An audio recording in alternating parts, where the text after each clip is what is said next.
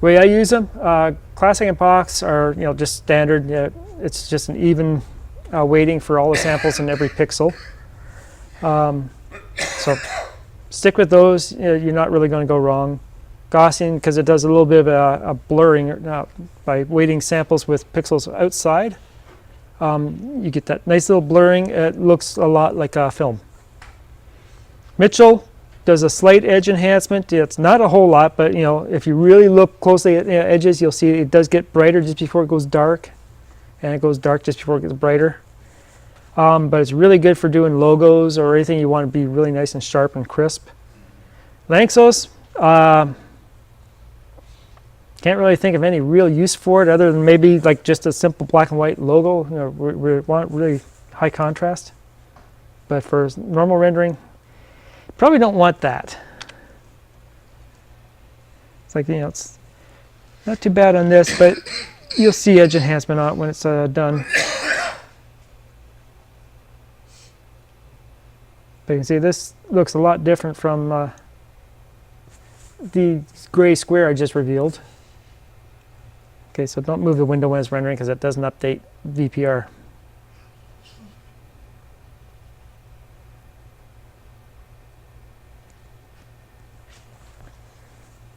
Almost done.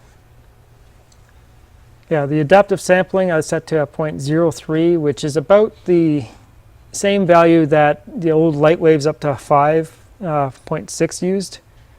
They're back then they would actually use like the standard integer values of from 0 to 255, and it defaulted at 16, which is about 0.03. Yeah, probably not going to see it on there, but there is a bit of edge enhancement going on. Like there's a white line. I can see it from here. Yeah, actually I'm going to zoom up. It gets brighter here and it starts doing some weird stuff. But yeah, there's a white edge all around all the dark details. So box is just no enhancement whatsoever. Right. And Gaussian blurs, Mitchell sharpens. So box is really a baseline. Yeah, but do this, it's looking pretty horrible. I was gonna say, if that's so horrible, like why render it at all? Just to show you. You want to see something horrible? Not particularly, but all right. Well, if you don't want to, it's like, pay up.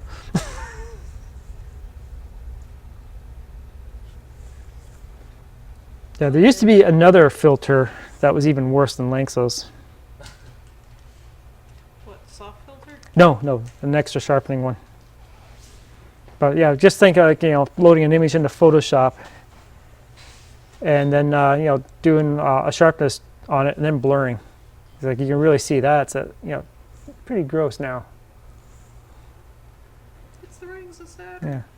Yeah. Let's turn this off. You actually see, like the filter gets applied after the rendering.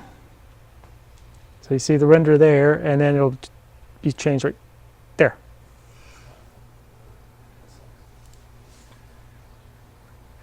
So yeah, just stick with, box. You actually can see it happening in here too.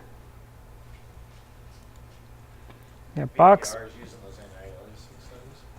Not really. It's using the reconstruction filter though. As soon as I do that, you can see it just sharpened up a little bit. But yeah, I usually stick with like box or Mitchell, or if I'm doing like anything that's got a lot of volumetrics, I want to smooth that out, I'll throw in Gaussian. But I almost never use the sharp or soft filters. Adaptive sampling, I leave it at 0.03. That usually cleans up everything pretty good. Show you another little trick. Actually, I'll just reload my scene here. So this actually happens to be a worst case scenario for LightWave's anti-aliasing. This little checkerboard. You get the little problem where as it's doing anti-aliasing, it keeps highlighting all the high contrast areas and tries to clean those up again. The only problem is checkerboard is always going to have a high contrast edge no matter what. So go back to my perspective camera, go back to my regular settings here.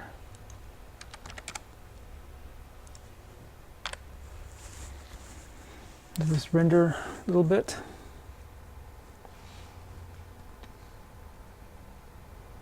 First thing you start noticing is there's a definite moire pattern up there. It's actually even worse on that screen than it is here.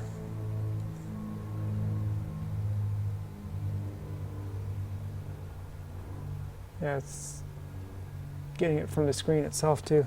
It's because of the resolution of the LCD panel. Yeah. It's interpolating it based on. Yeah, it's not as bad here, but I can still see it.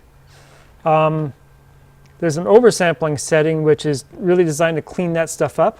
What that does is it samples the pixels all around your current pixel, but only like if you set this thing to 0.5, it'll sample half a pixel next to it and say, well, okay, whatever value this is, add a little bit from these neighboring pixels, about half a pixel out, and blend all that together. And the old enhanced anti-aliasing basically did the same thing. The old enhanced anti-aliasing also did a different weighting. It was more weighted toward the center and just used a very little bit of the pixels around it. This thing is doing a box, or like the classic sampling, where it's even. It doesn't put any weighting from the center to the edge. It's grabbing everything and blending that. The only problem is, like with higher values, everything's getting that same blending, and it results in all your edges get a little bit softer. So you can actually say, well, if I do 10, and now I'm sampling 10 pixels around each current pixel, you can see right away everything's slightly blurry, but it's evenly blurry. It's like looking through frosted glass. But so my moire pattern's gone. Yeah. It's completely gone. My problem, everything else is blurry. If I go to 0.5, No, that's not 0.5. It's 5. just because I didn't put a decimal in. Gee. They were fussy. What is the difference between this blur and the Gaussian blur? Is that Gaussian is after the fact, and this is like as the Gaussian blur is also a Gaussian curve. So when it's doing its reconstruction, it's taking the values from pixels outside the current pixel, just because of the way the Gaussian blur does it. And the Gaussian blur, like this little curve down here, is actually below the regular range. So it's getting its maximum value here. It goes down here a little bit, and then goes back up. So it actually does a kind of like a negative blur, I guess. I have to pull up the Wikipedia thing to really show it. But the difference between that and oversampling in terms of results, oversampling sprays the rays into the next pixels. Yeah, Start with. yeah. Gaussian is after the fact. Yeah, like when it's firing its rays, it's like you got a pixel. And it's like it looks here, but with oversampling, it looks here, over here. So it's scanning an area just outside that pixel that's rendering. So it's different kinds of blur. Yeah. So yeah, you can't really tell. There's very slight moire patterns on the screen here, but it's still there. It doesn't actually ever go away. And the weird thing is, because the oversampling is a percentage of the pixels nearby, if I do 0.5, all those overlapping areas meet up with the next pixel over. If I go to 0.6, I start getting a little overlap of those sampling areas every other pixel. And then you start getting moire patterns from that. So it's like 0.5 will give you one moire pattern, or like 1 will give you a different one, and it keeps doing it. But each time it does get smaller, but at the same time your picture's getting blurrier. So it takes a little bit of time. Usually you want to avoid exactly 0.5. Go like a 0.3 or 4. That's pretty good. 0.2, you're not really noticing it anymore. What's that? To simulate the enhanced anti-aliasing noise, it should be. They changed it to like 0.7.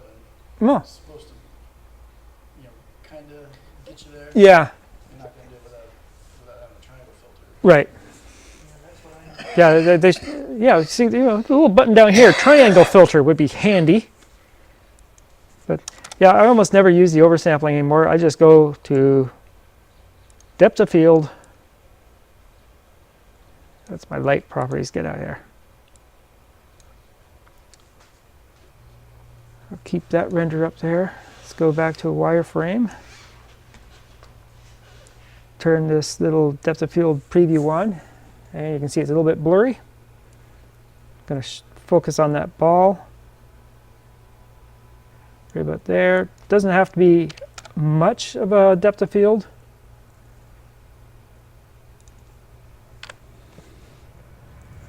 And notice it's a little choppier looking up here. And it doesn't always work, but sometimes it will actually render the image a little bit faster. Because there's less to clean up. Yeah, but it actually gets rid of all your moire patterns back there. Maybe So you can- this is all nice and sharp here. I don't know, I can probably turn the monitor. Oh yeah, okay, that looks clean. Yeah. It's still doing it up there, huh? Jeez. Yeah. Big time. Okay, yeah, Am I on here? that's You definitely switch to the other different. picture? Previous picture? What's that? You switch to the previous so we can Yeah, compare. I'm doing that. Oh. Okay, so that's Zoom in on the. no oversampling. That's with oversampling. So Can you make it 4 times percent bigger on your screen? geez. Please. you work? Okay, let's try 200%. Okay. Yeah, it's better. Yeah. Okay, so there's no no Depth of field? what's the word? Oversampling. That's oversampling, so it's gone down a bit, but you know I can still see it from here. And then the depth of field. Dave, you selected a depth of field preview. Where was that from? You quickly did that. Oh, yeah. What was that from? Boy, this is weird working this way. No, you can turn your monitor back for this. Yeah, it's right there. Oh yeah, I can just look on there. Yeah. Yeah, this has a few nice little goodies. They can change your VPR setting down here. Put wireframes over top of it, so when you select something, you can actually see what you've selected. Your bone weights. Another nice little setting when you're in shaded modes is turn on headlight. So it's basically putting a light over top of your camera, so if you're working on a dark scene, you can actually see what you're looking at. And then of course, you know, VPR. Turn this stuff on so when you select an object.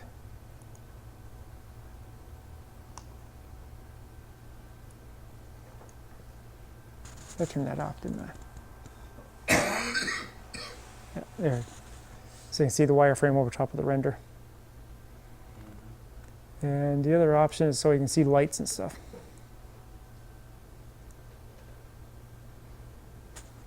Okay, any other questions?